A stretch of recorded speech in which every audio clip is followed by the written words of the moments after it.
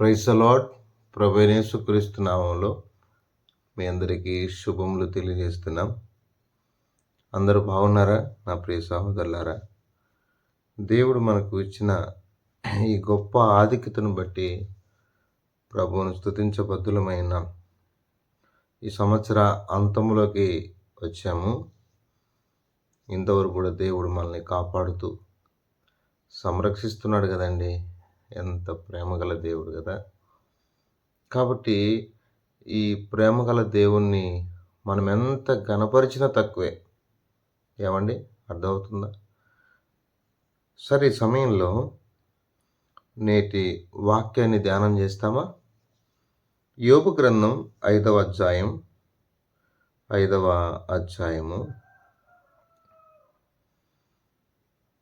18వ వచనం చదువుతున్నాను. ఆయన గాయపరిచి గాయమును కట్టును, ఆయన గాయము చేయును, ఆయన చేతులే స్వస్థపరచును. ఆయన గాయము చేయును, ఆయన చేతులే స్వస్థపరచు. కొన్నిసార్లు దేవుడు కొన్ని గాయాలు చేస్తాడు. మనము సరైన మార్గంలో లేనప్పుడు సరిచేయడానికి చేసే గాయాలు ఉన్నాయి. అర్థమవుతుంది నేను చెప్పేది.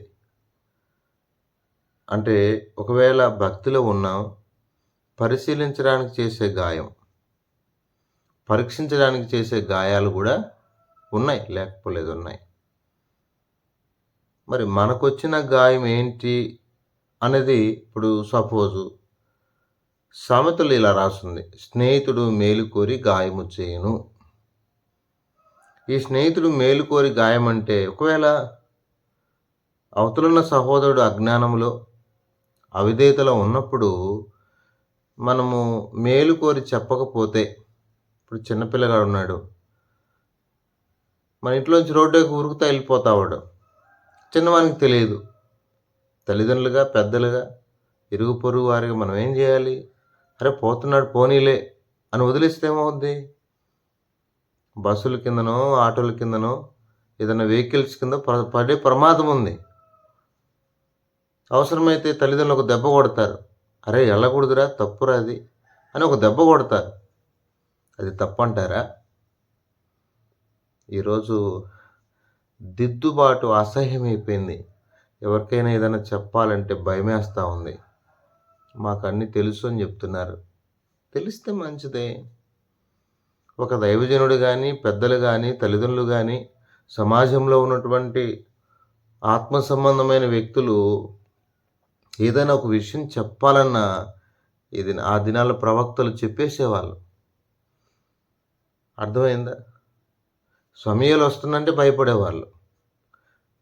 నిజమైనటువంటి ప్రవక్తలు వస్తున్నారంటే భయపడేవాళ్ళు. మరి కొన్నిసార్లు దేవుడు మనల్ని గాయపరిచే అవకాశం కూడా ఉంది. ఇప్పుడు సౌలు అనే ఆయన ఒక ఆయన ఉన్నాడు. ఆయన గురించి ఒక 2 మాటలు నేను చెప్తాను. సౌలు అనే ఆయన మూర్ఖత వలన కలుగు గాయములు, దెబ్బలు అవి దుర్వాసన ఇస్తాయి. మూర్ఖత వలన ఈరోజు మూర్ఖత్వం ఎక్కువ అవుతుందిగా. ఎక్కడ చూసినా మూర్ఖత్వము. మూర్ఖంగా కూడా భూమి మీద మనం బతకూడదు. ఆలోచించాలి, ఎలా బ్రతకాలి, ఎలా ఈ భూమి మీద ఎలా జీవించాలి.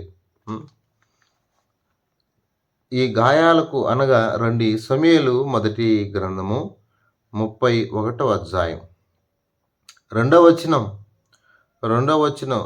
సౌలు అతని కుమారులను తరుముచు యోనాతాను, అబీనాదాబు, మెల్కిషువాను సౌలు యొక్క కుమారులు హతము చేసిరి. యుద్ధములో సౌలు ఓడిపోవచ్చుండగా అతడు అమ్ములు వేయి వారి కంటబడి వారి చేత బహు గాయముల నొందెను. అప్పుడు సౌలు, ఎన్ని గాయాలో! అర్థమైందని చెప్పేది. ఇది మూర్ఖత్వాన్ని బట్టి వచ్చిన గాయాలు, భక్తిని బట్టి వచ్చిన గాయాలు కాదు. మనకు మూర్ఖత్వాన్ని బట్టి వచ్చే గాయాలకి, భక్తి వల్ల వచ్చే గాయాలకి యేసుప్రభు ఉన్నాడండి. ఆయన మానవుల కొరకు ఎంత గాయపరచబడ్డాడు. అర్థమైందా? ఒకసారి అర్థం చేసుకున్నావా? అందుకే సియోని గీతాల్లో ఒక పాట ఉంది: గాయాములన్ గాయములన్ నా కొరకై పొందేనో క్రీస్తు ప్రభు. గాయములన్ గాయములన్ నా కొరకై పొందేనో క్రీస్తు ప్రభు. స్వరూపమైన సొగసైనా లేదు, దుఃఖభరితుడాయెను. స్వరూపమైన సొగసైనా లేదు, దుఃఖభరితుడాయెను. వ్యాధిగ్రస్తుడుగా వ్యాకులమొందెన్, వీక్షించి త్రిప్పెరి మృకముల్. వ్యాధిగ్రస్తుడుగా వ్యాకులమొందెం, వీక్షించి త్రిప్పెరి ముఖముల్.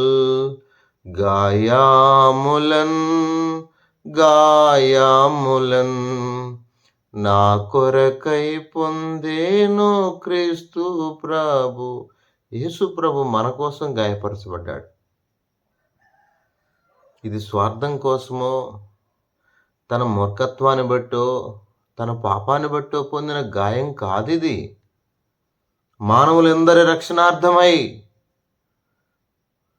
పాపం యొక్క ప్రక్షాళన నిమిత్తమై. అందుకే ఆయన పొందిన గాయములు మనకి స్వస్థతనిస్తున్నాయి. పేతురు పత్రికలో చూస్తాం.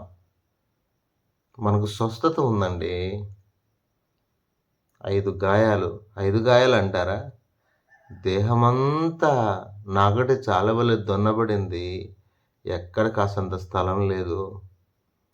ఇది మానవుల యొక్క పాప ప్రక్షాళన కొరకు యేసు ప్రభు నిలువెల్ల పొందిన గాయాలు. ఎన్ని గాయాలు! ఒక చిన్న గాయం అయితే భరించలే మనం. ఈ ప్రభు మానవుల కొరకై ఎంత గాయపరచబడ్డాడు.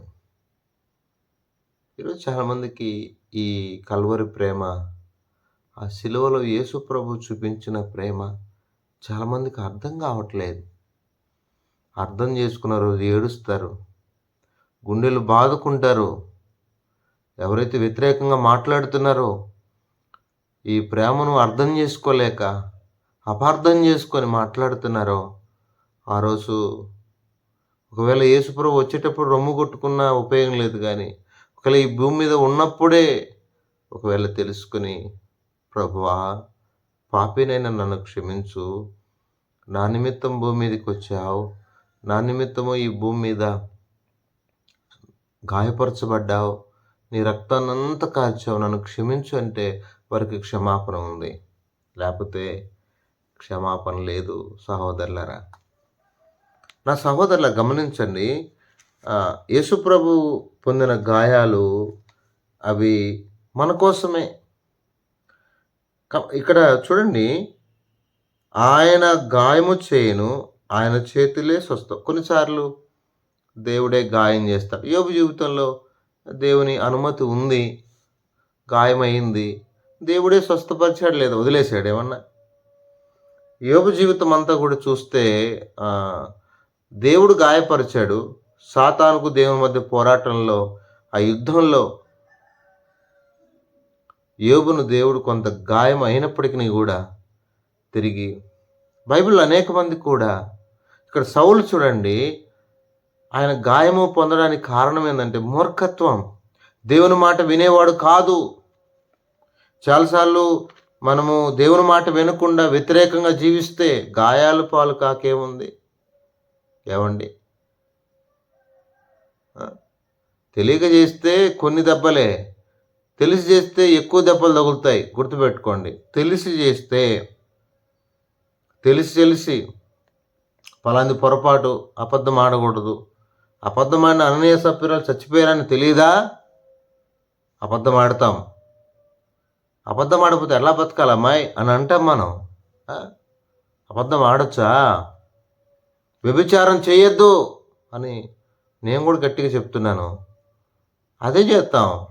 దొంగతనం చేయొద్దు, అదే చేస్తాం. ఇక ఎన్నో ఉన్నాయి. అవి చేయొద్దని దేవుడు చెప్తాడు, అవే చేస్తాం. ఏమవుతుందో తెలుసా? గాయాలు కాదు. ఒకవేళ అలాంటి పాపంలో నువ్వు వెళ్తుంటే సంసోను గతి ఏమైంది? కళ్ళు ఊడదీయబడ్డాయి. ఎంతగా అవమానకరంగా తిరగలి విసురుతూ. కారణం ఏంటి? పాపపు ఆశలు నిన్ను చంపేస్తాయి. ఈ భూమి మీద దేవుని కొరకు నువ్వు బ్రతకనీయకుండా. సంసోను గాయాలు దేని నిమిత్తం? మూర్ఖత్వాన్ని బట్టి, పాపాన్ని బట్టి, దురాశలను బట్టి, లోకాశలను బట్టి. అయితే ఒకవేళ దేవుడు ఆదామును గాయపరిచాడు, ఆ గాయంలో నుండి ఎవరొచ్చారు? అవ్వమ్మ వచ్చింది. దేవుని గాయాలు అలా ఉంటాయి, మనకు చాలా మేలు కలిగిస్తాయి.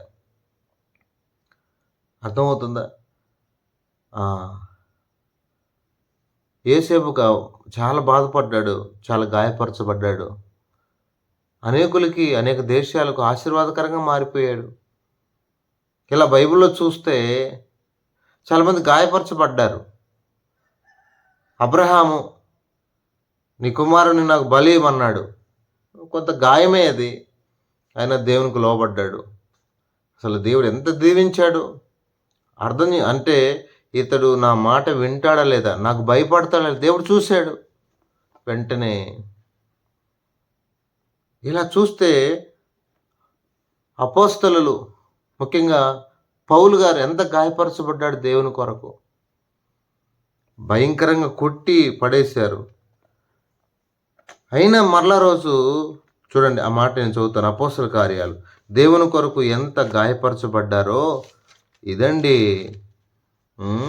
దేవుని కొరకు గాయాలైనా వారు దేవుని సేవను, దేవుని పరిచయను వదిలిపెట్టలేదు. మనము పరిగెత్తేస్తాం. ఇక రండి, అపోస్తల కార్యములు 16వ అధ్యాయము 22వ వచనం. అప్పుడు జనసమూహము వారి మీద దొమ్మిగా వచ్చిన న్యాయాధిపతులను వారి వస్త్రాలు లాగివేసి వారిని బెత్తములతో కొట్టవలనని ఆజ్ఞాపించిరి. వారు చాలా దెబ్బలు కొట్టి వారిని చెరసాలలో వేసి భద్రముగా కనిపెట్టవలని చెరసాల నాయకునికి ఆజ్ఞాపించిరి. చాలా దెబ్బలు కొట్టారండి, చాలా గాయాలైనాయి. దేనికోసం? సేవ కోసం, పరిచర్య కోసం, ఆత్మల కోసం, అనేకులు ప్రభు వైపు తిప్పడానికి. మన పితరులు ఎంతో గాయపరచబడ్డారు. పౌలు గారు పొందిన గాయాలు ఇది ప్రభు నిమిత్తం.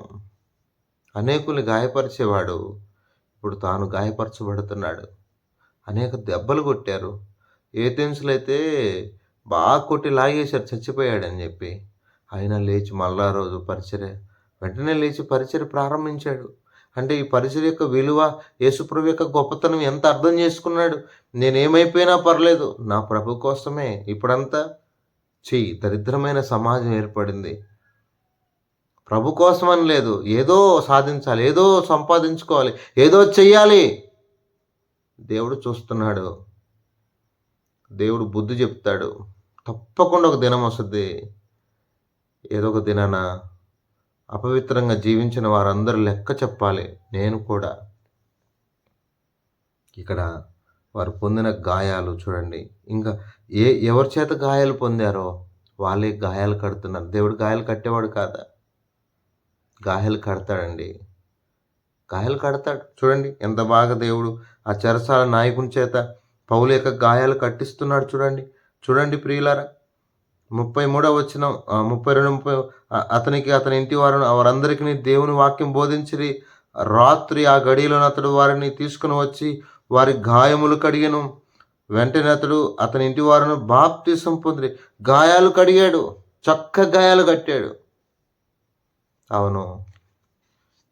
కాబట్టి ఒకవేళ ఏదైనా గాయాలై, ఇబ్బందులు పాలై, కష్టాల్లో, ఇబ్బందుల్లో ఉంటే ఆ విషయం నన్ను చాలా గాయపరిచిందన్నా అంటుంటాను. ఏ విషయం అయితే నేను గాయపరిచిందో, ఒకవేళ ప్రభు నిమిత్తం అయితే ప్రభుకు స్తోత్ర.